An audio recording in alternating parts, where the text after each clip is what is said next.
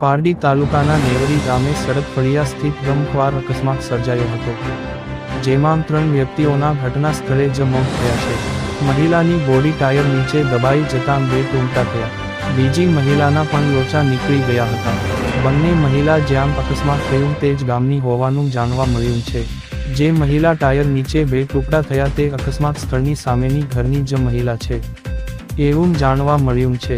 Pardi police ઘટના સ્થળે પહોંચી હતી, જેમાં રાજુબેન અરવિંદભાઈ પટેલ ઉંમર વર્ષ 57 નેવરી સુથાર ફળિયું, સુરેખાબેન ઉત્તમભાઈ પટેલ ઉંમર વર્ષ 42 નેવરી સડક ફળિયું અને લલિતભાઈ સંજયભાઈ બડગર બારપોડા કપરાડા નાચન ફળિયા જેઓના ઘટના સ્થળે મોત થયા હતા, જેઓ રિક્ષા નંબર GJ15 U 8603 માં સવાર હતા।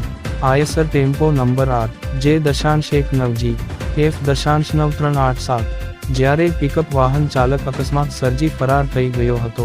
આ ઘટના અંગે પારડી પોલીસ વધુ તપાસ હાથ ધરી રહી છે।